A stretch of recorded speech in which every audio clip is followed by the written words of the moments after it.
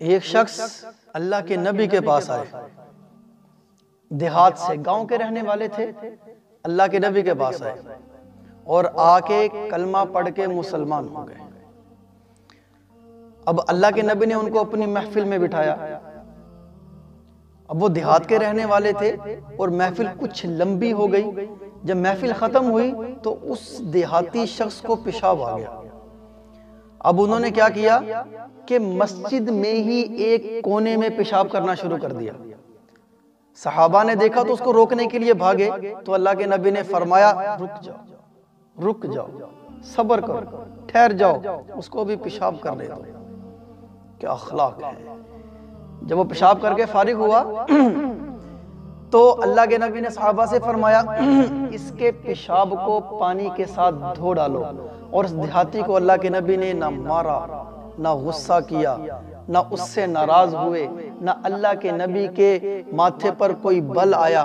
اللہ کے نبی نے بڑے ہی پیارے انداز سے اس کو سمجھایا کہ دیکھو یہ مسجد، یہ اللہ کا گھر ہے، یہ اللہ کا گھر ہے، یہ عبادت کی جگہ ہے، یہاں نماز پڑھی جاتی ہے، یہاں اللہ کو سجدہ کیا جاتا ہے، یہاں قرآن کی تلاوت کی جاتی ہے، یہاں بیٹھ کے ذکر کیا جاتا ہے، یہ اللہ کا گھر ہے، اللہ بڑے ہیں، اللہ کا گھر بھی بڑا ہے، اور اللہ کے گھر کو پاک صاف رکھا جاتا ہے، اس میں گندگی نہیں ڈالی جاتی، گندگی نہیں پھیلائی جاتی۔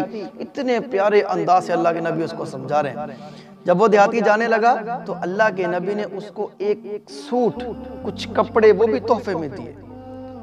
جب اللہ کے نبی نے دیکھا وہ پیدل جا رہا ہے تو اللہ کے نبی نے اس کو ایک اونٹ بھی تحفے میں دیا۔ کیا اخلاق ہے، ایک اونٹ بھی تحفے میں دیا۔ اس دیہاتی نے وہ کپڑے پہنے اور اللہ کے نبی کے دیے ہوئے اونٹ پہ سوار ہوا اور اپنے علاقے میں چلا گیا۔ جب اپنے علاقے میں داخل ہوا تو دور سے ہی آوازیں لگانے شروع کر دی، اے میرے چچا، اے میرے ماموں، اے فلاں، اے فلاں، سب جمع ہو گئے کہ بھی کیا ہوا، اتنی اونچی آواز سے کیوں بول رہے ہو، کیا ہوا؟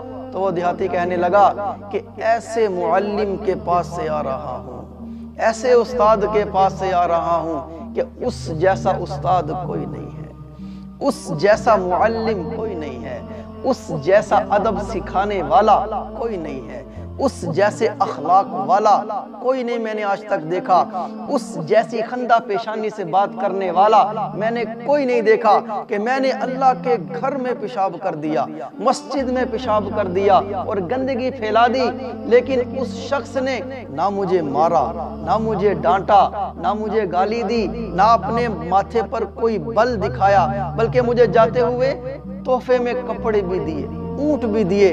ایسے شخص کے پاس آ رہا ہوں، چلو اس شخص کے پاس تو میں لے کے چلتا ہوں۔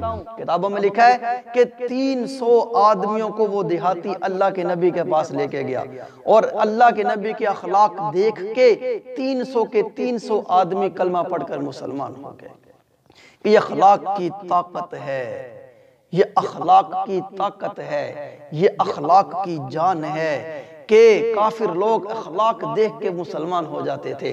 اس لیے اللہ کے نبی نے فرمایا کہ ایمان لانے کے بعد مومن کو جو سب سے بڑی نعمت نصیب ہوتی ہے وہ اچھے اخلاق ہیں۔